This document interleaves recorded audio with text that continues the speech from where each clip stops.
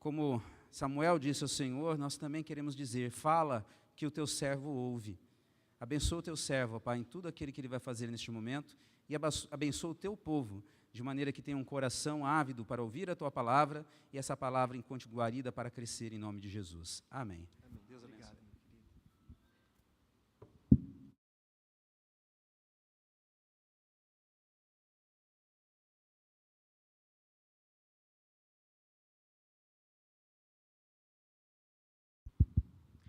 Boa noite, querida igreja. Graças a Deus, que bom. Uma alegria muito grande também poder novamente, estivemos aqui pela manhã e novamente poder estar louvando ao Senhor junto com a igreja e também tendo a oportunidade de transmitir a mensagem do Evangelho. Muito bom, uma grande alegria para mim, para minha família, né? Podemos reencontrar, Deus preparando sempre a história aí, boas surpresas, boas lembranças. Louvado seja o nosso Deus. Vamos abrir nossas Bíblias, livro do profeta Jonas, capítulo 4. Essa história aí que você já ouviu, ou ainda não ouviu, mas muito conhecida. Jonas, capítulo 4.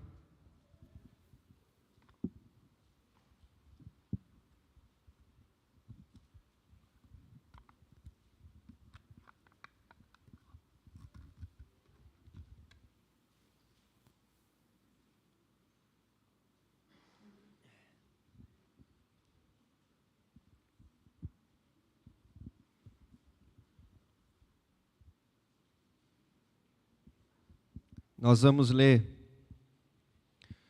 todo o capítulo 4.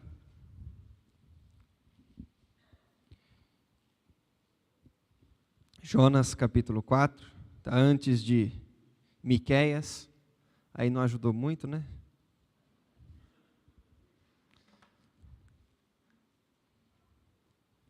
Jonas, capítulo 4. Diz assim a palavra de Deus: Mas Jonas ficou muito aborrecido e com raiva. Ele orou ao Senhor e disse: Ah, Senhor, não foi isso que eu disse, estando ainda na minha terra? Por isso, me adiantei fugindo para Tarsis, pois sabia que tu és Deus bondoso e compassivo, tardio em irar-se e grande em misericórdia, e que mudas de ideia quanto ao mal que anunciaste.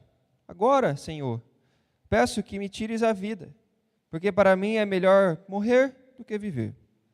E o Senhor disse: Você acha que é razoável essa tua raiva? Então Jonas saiu da cidade e sentou-se no lugar a leste da mesma. Ali construiu um abrigo, sentou-se na sombra, para ver o que aconteceria com a cidade. Então o Senhor Deus fez crescer uma planta por cima de Jonas para que fizesse sombra sobre a sua cabeça, a fim de o livrar do seu desconforto. E Jonas ficou muito contente por causa da planta. Mas no dia seguinte, ao amanhecer, Deus enviou um verme que atacou a planta e ela secou. Quando o sol nasceu, Deus fez soprar um vento leste muito quente. O sol bateu na cabeça de Jonas, de maneira que ele quase desmaiou. Então pediu para morrer, dizendo: Para mim é melhor morrer do que viver. Então Deus perguntou a Jonas: Você acha que é razoável essa sua raiva por causa da planta? Jonas respondeu: É tão razoável que até quero morrer. E o Senhor disse: Você tem compaixão da planta que não lhe custou nenhum trabalho. Você não a fez crescer. Numa noite ela nasceu e na noite seguinte desapareceu. E você não acha que eu deveria ter muito mais compaixão da grande cidade de Nínive, em que há mais de 120 mil pessoas que não sabem distinguir entre a mão direita e a mão esquerda, e também muitos animais? Irmãos, que história irônica, né? Toda vez que eu leio esse capítulo, principalmente o capítulo 4, eu quase começo a dar risada por dentro, né? Mas a gente às vezes faz as mesmas coisas, né? Os mesmos questionamentos a Deus. Mas, para quem assistiu bastante Chaves, né? Ou às vezes assiste ainda, Jonas aqui dá um de Chaves: Eu prefiro morrer do que perder a vida, né? Eu quero morrer, enfim. Mas aí quando a gente lê o livro de Jonas inteiro, assim, né? E é interessante que nós tivéssemos tempo para ler do capítulo 1 ao capítulo 4, mas nós não temos esse tempo hábil. Mas quando você lê do início ao fim, você percebe assim que é interessante, porque é uma história que faz todo sentido e tem muito a ver com a nossa vida hoje. E aí, quando nós lemos, talvez a primeira vez, você perceba ali os detalhes a respeito da salvação, da forma como Deus é misericordioso, e de fato foi muito misericordioso, assim como foi com cada um de nós, em salvar os ninivitas, que eram povos assírios, povos idólatras, povos que escravizavam e prendiam o povo judeu. Então Deus é muito misericordioso. Mas não é do tema da salvação que nós vamos meditar nessa noite. Nós vamos meditar num tema que às vezes passa um pouco despercebido aqui, mas que é o grande, na verdade, tema central do livro de Jonas. Que não são necessariamente os ninivitas. Não é necessariamente a obra que Deus fez na vida daquele povo. É claro que isso também é muito rico, mas é principalmente a obra que Deus fez no coração de Jonas. Porque Jonas, meus irmãos e irmãs, assim como nós somos muitas vezes, era um idólatra. O grande pecado que Deus quer tratou na vida de Jonas e quer tratar no nosso coração todos os dias é o pecado da idolatria. E quando nós lemos o livro de Jonas, assim como outras narrativas históricas, nós precisamos nos inteirar de algumas coisas. Primeiro, quando você assiste um filme, quando você lê um livro, quando você assiste um teatro, em todos esses cenários existe um espaço, um tempo, um enredo, personagens. Toda a história ela tem uma introdução, ela tem um problema, ela tem um clímax, um auge, não é? Ela tem um desfecho, um resultado e uma conclusão. E tudo isso forma uma narrativa. E quando nós olhamos para a história de Jonas, nós precisamos ler com essa mente, entendendo que a história tem um começo, meio e um fim, que existe um auge e que existe um grande tema. Existe a pérola da história. E essa pérola tem muito a ver conosco. Porque o que Deus tratou no coração de Jonas, Ele também quer tratar no nosso coração. Jonas é um livro que, para entendermos bem, nós precisamos ler ele com essa perspectiva. E essa noite nós vamos falar, meditar, justamente a esse respeito. Relação de Jonas e a minha idolatria. O Jonas e eu, o que ele tem a ver comigo? E em primeiro lugar, a idolatria de Jonas é parecida com a minha porque ela confronta a Deus. Se você ver no versículo 1 do capítulo 4 que nós lemos, e esse sentimento de Jonas ele se repete, ele vai dizer o seguinte: mas Jonas ficou muito aborrecido e com raiva. E ficou aborrecido e com raiva. E aí ele orou para o Senhor e disse: Senhor, está aí, eu não gostaria de ter pregado para esse povo, ter salvado, ter levado a mensagem para esse povo, porque eu sabia que o Senhor ia salvar, eu sabia que o Senhor ia ter misericórdia dele. Olha só que coisa estranha, né? Poxa, Deus teve misericórdia de 120 mil pessoas. Amém, louvado seja Deus, né? Vamos comemorar. Mas a idolatria confronta. Porque como já escreveu Calvino, uma frase famosa, né? O coração humano é uma fábrica de ídolos. E o problema da idolatria mais profundo é porque ela confronta a Deus. A idolatria era tão presente, eu já vou falar qual que era a idolatria de Jonas, era tão presente no coração dele, que ele ficou assim, desde o início, desde o capítulo 1, se você ler, você conhecer mais ou menos a história ali, vai ver que Jonas não queria ir para Nínive, ele pegou o caminho contrário para Tarsis, porque ele sabia que se ele chegasse em Nínive, Deus iria converter o coração daquele povo por meio da mensagem de misericórdia. Ou seja, desde o início ele está confrontando Deus. Deus manda eu ir para um lado, eu vou para o outro. Deus manda eu pregar, eu não vou pregar, eu vou ficar quieto, eu vou dormir. Ele foi dormir. Olha isso, irmãos. A idolatria não tem a ver somente com imagens criadas por mãos humanas, não tem a ver somente com imagens de bronze, de ferro. A idolatria ela não tem somente a ver com imagens de santos. O problema da idolatria ele é muito mais profundo, porque a idolatria também está presente no coração do povo de Deus, assim como estava presente no coração de um profeta. E a palavra de Deus diz, Jesus nos ensina que é do coração humano que procedem os maus desígnios. Então a idolatria é a idolatria do coração. E aí nós enfrentamos várias situações e tentações que nos querem fazer criar ídolos diariamente, né? Que nós depositamos a nossa esperança, depositamos a nossa confiança.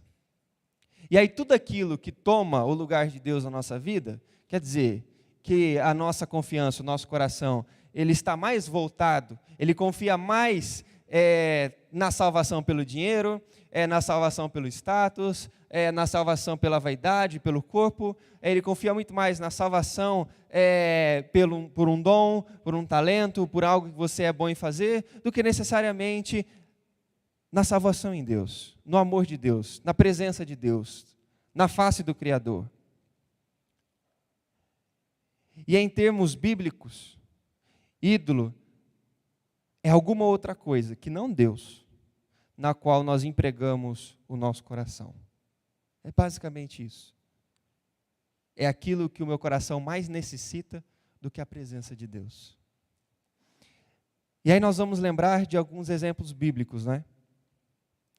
Nabucodonosor, por exemplo, a egolatria dele era tão grande que ele fez uma imagem gigantesca de ouro para ele, para mostrar o tamanho do seu poder. Hoje, né, os homens fazem não sei se eu vou falar isso, mas eu vou falar. Os homens fazem o sofá de ouro, né? Isso aí vale para os maridos, né? A gente gosta de falar bastante, pegar no pé dos maridos. Eu sou assim, viu? Lá onde eu pastoreava antes, toda vez eu pegava no pé dos maridos, que os maridos sempre têm mais responsabilidade. Então, né? Os maridos têm um sofá de ouro. Bom, aí você já entendeu o que eu quis dizer, né? O sofá de ouro. É aquele lugar assim que eu chego do trabalho, eu sento, é o meu sofá de ouro, é a minha estátua de ouro. E aí a minha esposa que vai lá cuidar dos filhos, vai lá cuidar da casa, e aí o marido fica lá, né, no sofazinho de ouro dele. Não é, eu trabalhei o dia inteiro, eu sou o mantenedor da casa, então vou ficar aqui sentado no meu sofá. É a idolatria do sofá de ouro. Né? Então, perceba como pequenas coisas, às vezes, tomam o lugar da presença de Deus nas nossas vidas. E olha só, continuando, que o problema da idolatria, irmãos, é que ela é sutil, sabe? Um ídolo ele pode ser um objeto físico, uma propriedade, uma pessoa, uma atividade, uma posição, uma instituição, uma esperança, uma imagem, uma ideia, um herói, qualquer coisa que substitua Deus na sua vida.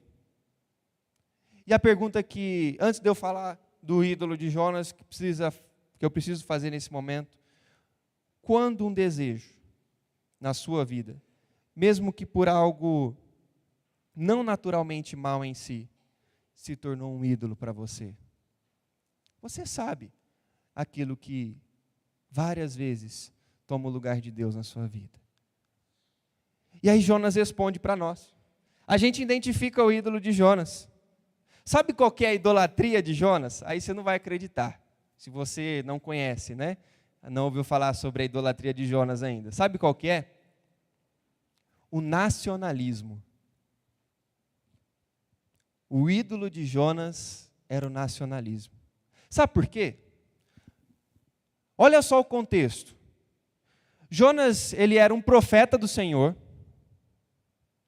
do povo de Deus, e aí Deus o incumbiu de levar a mensagem, uma mensagem de misericórdia, uma mensagem de aviso, uma mensagem em que ele mesmo, né, vai afirmar que ele sabia qual era o teor dessa mensagem, o que ia acontecer na vida daquele povo, para um povo que era inimigo da sua nação.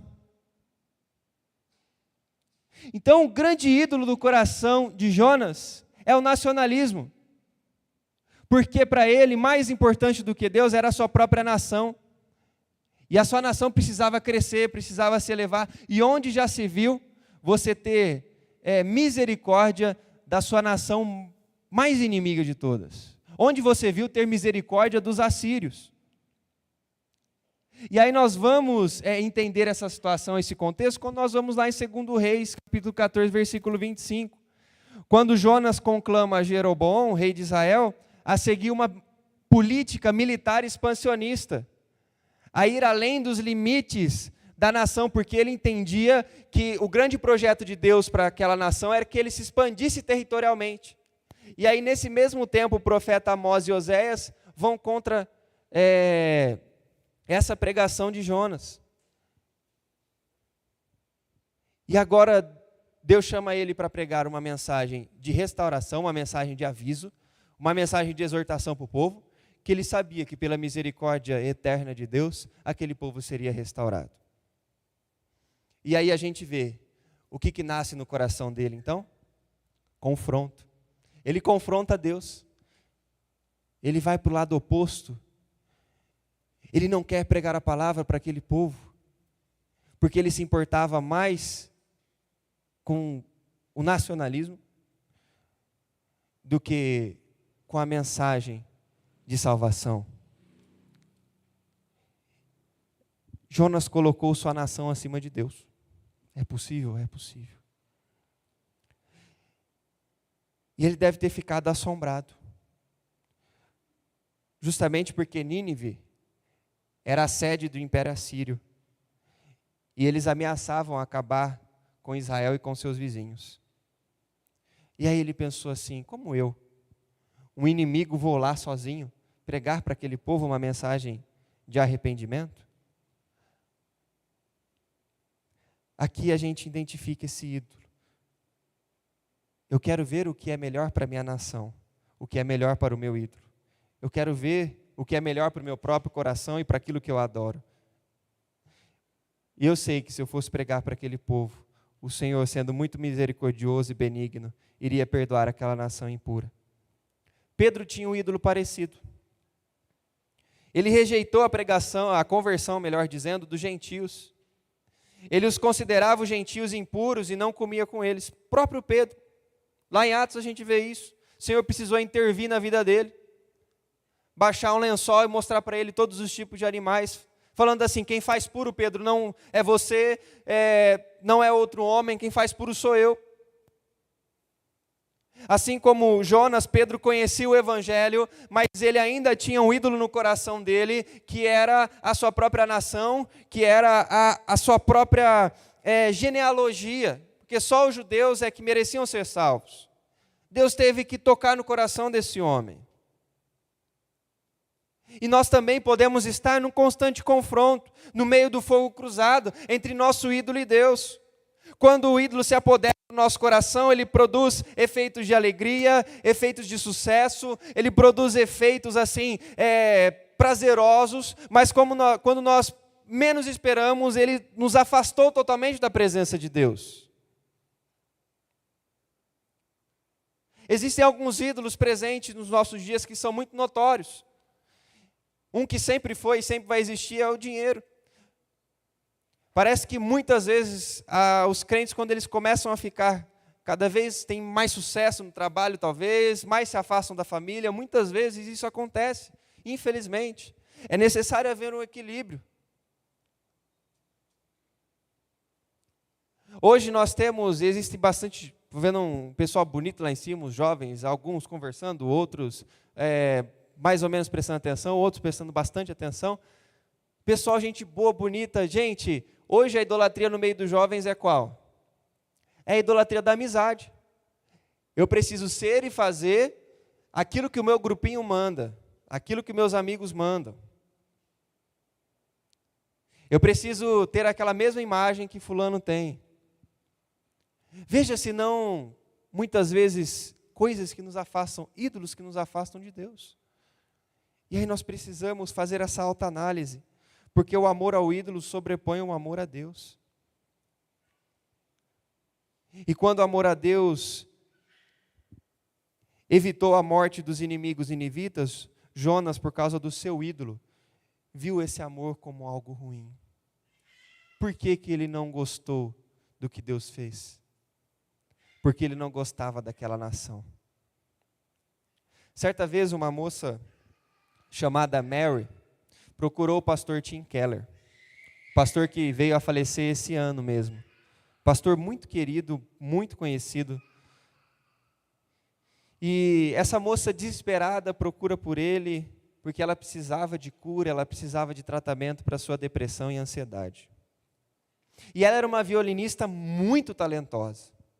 Porém, ela precisou ficar internada por muito tempo por causa desses problemas psicológicos que ela enfrentava.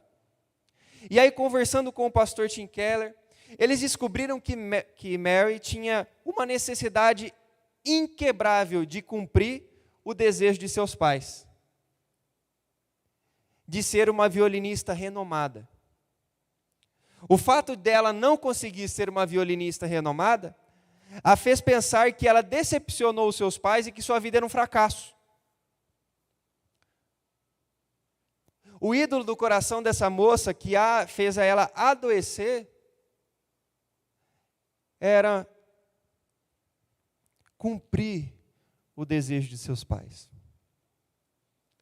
Muitas vezes, irmãos, aliás, todas as vezes, o ídolo do nosso coração nos adoece, porque nos afasta do Senhor, porque nos afasta da presença de Deus, daquilo que Deus deseja, de liberdade, de vida, de alegria, de transformação para nós.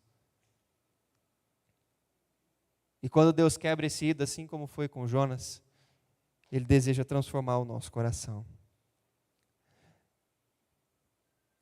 A nossa idolatria confronta a Deus, porque toma o lugar dele. Mas continuando, em segundo lugar, além da nossa idolatria, assim como a de Jonas, confrontar a Deus, ela também nos faz ficar com sentimentos de revolta. O versículo 5 e 6 diz assim, do capítulo 4. Então Jonas saiu da cidade e sentou-se no lugar a leste da mesma. Ali construiu um abrigo e sentou-se na sombra para ver o que aconteceria com a cidade. Então o Senhor fez crescer uma planta por cima de Jonas, para que fizesse sombra sobre a sua cabeça, a fim de o livrar do seu desconforto. E Jonas ficou muito contente por causa da planta.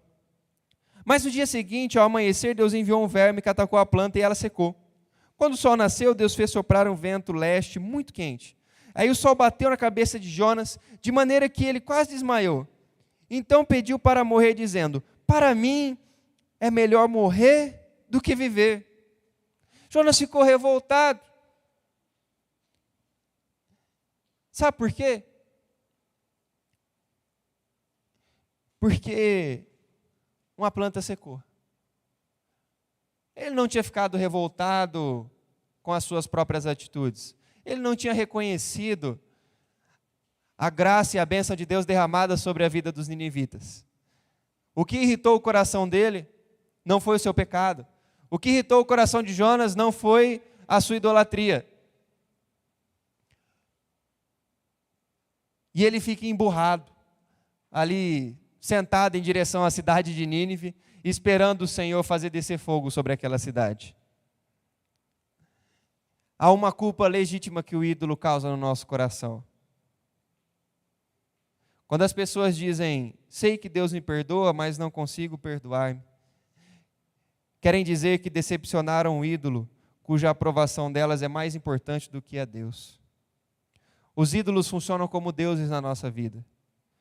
E assim, se fizermos da nossa carreira profissional, da aprovação de outras pessoas, os nossos ídolos, e nós decepcionarmos a nossa carreira profissional, nós decepcionarmos essas pessoas, então o ídolo amaldiçoa o nosso coração pelo resto da vida.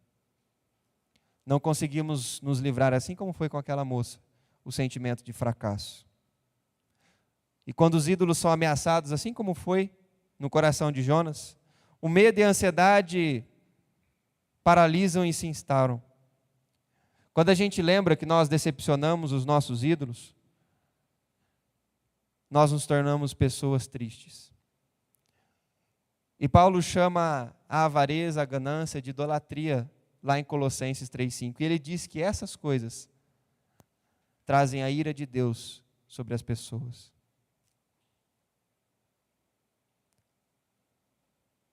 Irmãos, a pergunta que nós precisamos fazer nesse momento, para nós, para o nosso coração: existe algo que você coloca acima de Deus na sua vida? Existe algo que te aborrece mais do que o amor, o prazer da presença de Deus na sua vida? O que destruiu Davi foi a idolatria do eu. Eu sou rei, eu posso. E aí ele fez tudo o que fez com Batseba, com Urias. É isso que Deus quer de nós? Não. O que Deus deseja de nós é estraçalhar o ídolo do nosso coração, mostrando que o amor dele é o que basta. A alegria de Deus é o que basta. O prazer da presença do Senhor é o que basta. E a solução que ele teve para Jonas e tem para nós hoje, o remédio que a palavra de Deus nos apresenta, é que ele nos tira do conforto, assim como ele tirou Jonas do conforto. Em terceiro lugar, o último ponto, entre nós e Jonas e a nossa idolatria, é que Deus nos ama tanto, que Ele quer mudar o nosso coração. E sabe o que Ele faz? Ele nos tira do conforto, da zona de conforto. Quem é o dono de todas as coisas? Quem é o dono da graça, do amor? Quem é o Deus verdadeiro? E aí Deus vem dar uma baita lição nele. Jonas, você vai ficar deitado aí o dia inteiro? É razoável essa tua ira, Jonas, só porque uma planta secou? E Jonas ainda insiste, ele fica irado novamente. Olha, como pode uma coisa dessas? Eu quero morrer. Como pode uma planta morrer assim e vir esse vento quente na minha cara? Ora, Jonas, então se você tem compaixão de uma plantinha, por que você não tem compaixão de 120 mil pessoas? Olha como seu coração está, Jonas. Você não consegue reconhecer a benfeitoria do seu Deus no mundo, transformando, regenerando pessoas. Que o ídolo de Jonas o deixou cego para ver as maravilhas, a misericórdia e o amor de Deus. A forma como Deus tinha agido por meio dele. Que Deus podia ter escolhido outro.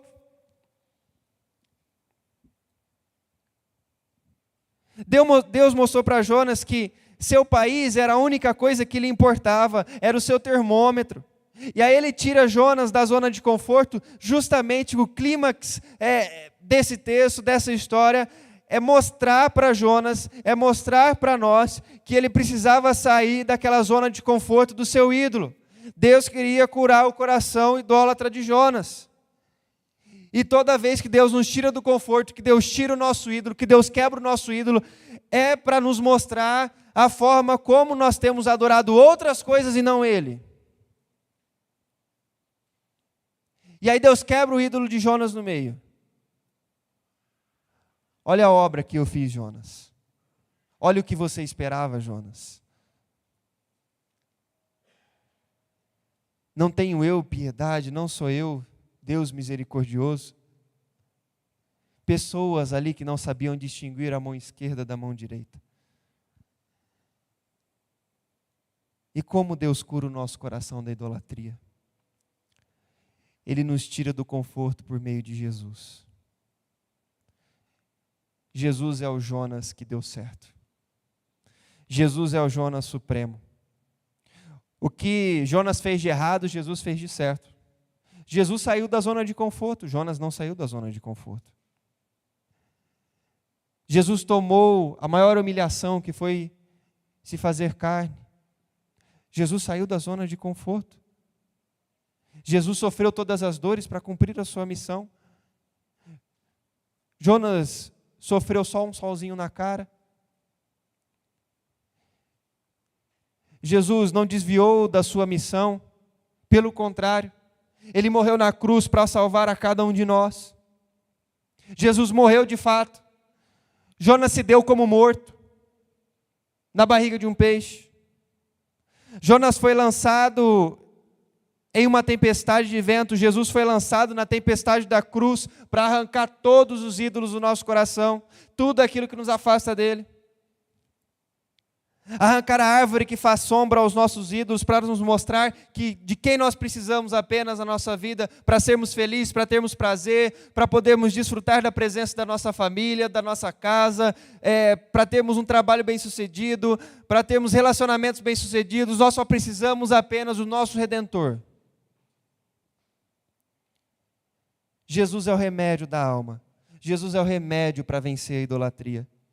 Se Ele fez isso por mim, se Ele entregou a sua própria vida por mim, então não existe nada mais precioso, nada acima do que a presença de Cristo, do que o amor de Cristo na minha vida.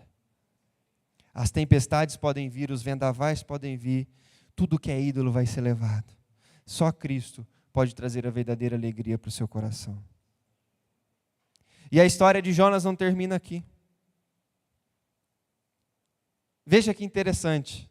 Não tem uma resposta de Jonas para Deus. Tem uma resposta de Deus para Jonas, mas não tem uma resposta de Jonas para Deus. Porque Deus continuou dando a oportunidade ao profeta para ser um pregador.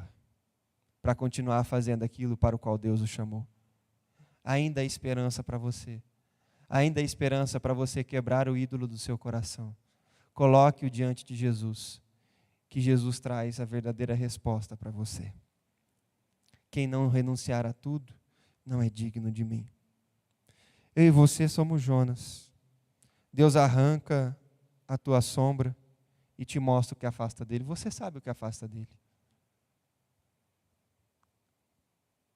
A idolatria confronta Deus. Nós nos revoltamos porque estávamos no auge e fomos tirados da nossa zona de conforto. Mas Deus faz isso de propósito. Não apenas porque Ele quer salvar os 120 mil, mas porque, principalmente, Ele quer que você o ame, e o ame acima de todas as coisas. Que Deus os abençoe.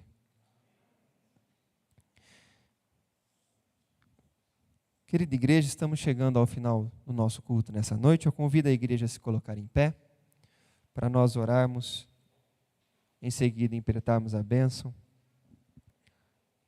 e encerrarmos o culto.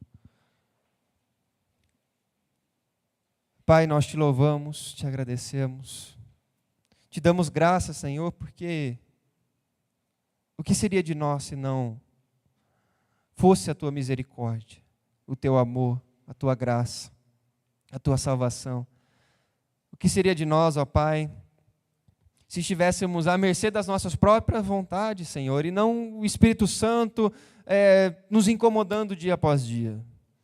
Nos ajuda, Senhor, a não querermos demais esse mundo e nos esquecermos que nós não somos esse mundo. Nos ajuda, Senhor, que onde nós estivermos, nós sejamos luz, porque esse mundo é idólatra, Pai. E a idolatria que cega, que machuca, que corta, que assassina a alma. Que o Senhor nos tirou dela, ó Pai, nos trouxe para a Tua maravilhosa luz, mas que nós sejamos essa luz também na vida das pessoas, Senhor. Nos ajuda, ó Pai, a sairmos, ó Deus, daquela influência de pessoas que idolatram dinheiro, que idolatram status, que idolatram trabalho, que idolatram, ó Deus, a aparência, Senhor. Seja qual for o tipo de idolatria que estão dos nossos corações, até mesmo, ó Pai, coisas do passado que nos afligem, que o Senhor nos ajude, ó Pai. Tenha misericórdia de cada um de nós. Transforma o nosso coração, a nossa mente e os nossos olhos para que enxerguemos o Senhor acima de todas as coisas e que tenhamos prazer em Ti, Senhor. Por isso nós te louvamos, agradecemos e rogamos também, ó Pai, uma semana de vitória na Tua presença, para a Tua honra e para a Tua glória. E agora, amados irmãos, queridos, queridas do Deus vivo, que a graça infinita de Cristo Jesus, o amor inigualável, paciente do Pai e a doce, eterna presença do Espírito Santo repouse sobre a vida de cada um de vós e sobre a vida de todos os santos e santas espalhados sobre a face da terra. Vem, Senhor Jesus. Amém.